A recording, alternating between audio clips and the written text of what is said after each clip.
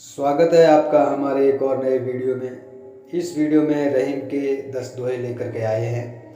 यह दोहे क्लास 9 की हिंदी बुक से लिए गए हैं। इन दोहों में रहीम ने जीवन के मूल सिद्धांतों को सुंदरता से प्रस्तुत किया है।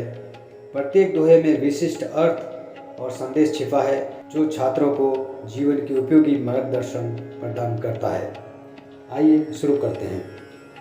रहीमन धागा प्रेम का मत तोड़ो चटकाए, टूटे से फिर ना जुड़े जुड़े गांठ पड़ जाए। रहीमन धागा प्रेम का मत तोड़ो चटकाए, टूटे से फिर ना जुड़े जुड़े गांठ पड़ जाए। इस दोहे में कवि रहीम प्रेम के महत्व को समझाते हैं। वे कहते हैं प्रेम का धागा बहुत नाजुक होता है, इसे क्षणिक आवेश में आकर नहीं तोड़ना चाहिए। अगर यह धागा टूट गया तो फिर जोड़ना मुश्किल होगा। अगर जोड़ा भी गया तो इसमें गांठ पड़ जाती है। इसका मतलब यह है कि प्रेम का बंधन टूटने के बाद पहले जैसा नहीं रह जाता। प्रेम का बंधन बहुत ही नाजुक होता है, इसे संभाल कर रखना चाहिए।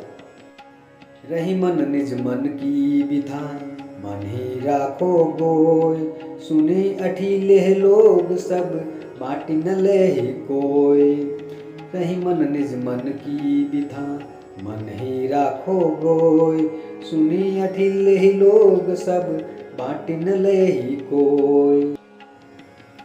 इस दोहे में कवि रहीम कहते हैं जब हम दुखी होते हैं तो हमें अपने दुखों को दूसरों से नहीं बताना चाहिए, क्योंकि दूसरों को सुनकर उन्हें अच्छा नहीं लगता और वे हमें सांत्वना देने के बजाय हमें इठलाते हैं। इससे हमारे दुख और बढ़ जाते हैं। इसीलिए अपने दुख को खुद ही सहना चाहिए, दूसरों से नहीं कहना चाहिए। एक के साधे सब सधे, सब साधे सब जाए, रहीमन मूल ही सींची वो फूले फले अघाय। एक के साधे सब सधे, सब साधे सब जाए, रहीमन मूल ही सींची वो फूले फले अघाय। इस दोहे में रहीम कहते हैं कि एक बार में कोई भी एक ही कार्य करना चाहिए। एक से अधिक कार्य को एक बार में करने से कोई लक्ष्य प्राप्त नहीं होता है, अर्थात उनमें से कोई भी कार्य सिद्ध नहीं होगा। इसीलिए बुद्धिमान मनुष्य को एक बार में एक ही कार्य को करना चाहिए, क्योंकि बाकी भी उसी तरह बारी बारी सिद्ध हो जाएंगे। जैसे जड़ में पानी डालने से ही पौधे में फूल और फल आते हैं, ना कि प्रत्येक फूल और फल में पानी देने से।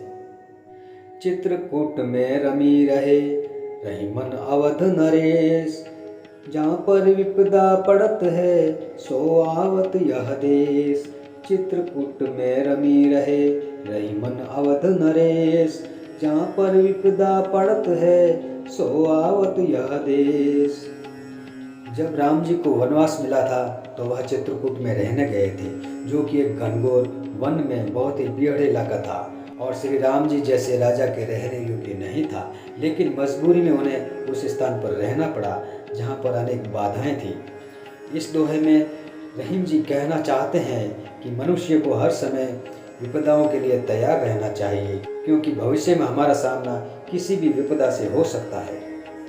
दीर्घ दोहारथ के आखर थोरे आही, क्यों रहीम नट कुंडली सिमटे कुदी चढ़ जाही।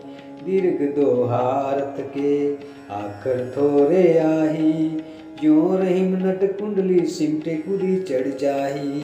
इस दोहे में रहीम कहते हैं कि दोहों को उनके आकार से नहीं आंकना चाहिए, क्योंकि उनका आकार छोटा हो सकता है परंतु उनके अर्थ बड़े ही गहरे और बहुत कुछ कहने में समर्थ होते हैं। जैसे कोई नट अपने बड़े शरीर को कुंडली मारकर सिमटा लेने के बाद छोटा दिखाई देता है, जिससे कि उसके सही आकार का अंदाज़ा नहीं लग पाता, वैसे ही किसी को उसके आकार से नहीं आंकना चाहिए, क्योंकि आकार से किसी की प्रतिभा का सही अंदाज़ा नहीं लगाया जा सकता। धनी रहीम जल पंख को लघु जिय पियत अघाय, उदधि बढ़ाई कौन है जगत प्यासो जाय। धनी रहीम जल पंख को लघु जिय पियत अघाय, उदधि बढ़ाई कौन है जगत प्यासो जाय। इस दोहे में रहीम जी कहते हैं कि एक कीचड़ का पानी जिसे हम गंदा समझते हैं, उसमें पानी की मात्रा कम होने पर भी अनगिनत सूक्ष्म जीव अपनी प्यास बुझाते हैं। इसीलिए यह कीचड़ का पानी धन्य है। लेकिन इसके विपरीत वह विशाल सागर का जल, जिसकी मात्रा बहुत अधिक है, फिर भी वह व्यर्थ है, क्योंकि वह जल पीने योग्य नहीं है। अतः कहने का मतलब यह है कि बड़ा होने से कोई लाभ नहीं अगर आप किसी की मदद नहीं कर सकते। नादरी जी तन देत मृग, नर धन देत समेत, तेरे ही पशु से अधिक रिजेहु कछु न देत। नादरी जी तन देत मृग, नर धन देत समेत, तेरे ही पशु से अधिक रिजेहु कछु न देत। रहीम कहते हैं, जिस प्रकार हिरण किसी के संगीत से खुश होकर उसके प्रति अपना शरीर तक न्यौछावर कर देते हैं, ठीक इसी प्रकार कुछ लोग दूसरों के प्रेम में इतना रम जाते हैं कि अपना सब कुछ न्यौछावर कर देते हैं। लेकिन दूसरी ओर कुछ ऐसे लोग भी हैं जो पशुओं से भी बदतर होते हैं, जो दूसरों से तो बहुत कुछ ले लेते हैं लेकिन बदले में कुछ भी देने को तैयार नहीं होते। यहाँ कहने का अर्थ यह है, अगर आपको कोई कुछ दे तो आपका भी फर्ज बनता है कि आप उसे बदले में कुछ न कुछ दें। बिगड़ी बात बने नहीं, लाख करो किन कोय, रही मन फाटे दूध को, मथे न माखन होय। बिगड़ी बात बने नहीं, लाख करो किन कोय, रही मन फाटे दूध को, मथे न माखन होय। इस दोहे में रहीम कहते हैं कि जब एक बार कोई बात बिगड़ जाती है तो लाख कोशिश करने के बावजूद भी हालात या रिश्तों को पहले जैसी स्थिति में लाना मुश्किल होता है। उन बातों की कड़वाहट से रिश्तों में पहले जैसी मिठास नहीं रहती। ठीक वैसे ही जैसे जब दूध फट जाए तो उसे मतने से मक्खन नहीं निकलता। कहने का अर्थ है कि हमें कोई भी बात बोलने से पहले 100 बार सोचना चाहिए, क्योंकि अगर कोई बात बिगड़ जाए तो उसे सुलझाना बहुत कठिन होता है। रही मन देखी बड़न को, लगो न दीजे डारी, जहाँ काम आए सुई, कहाँ करे तलवारी। रही मन देखी बड़न को, लगो न दीजे डारी, जहाँ काम आवे सुई, कहाँ करे तलवारी।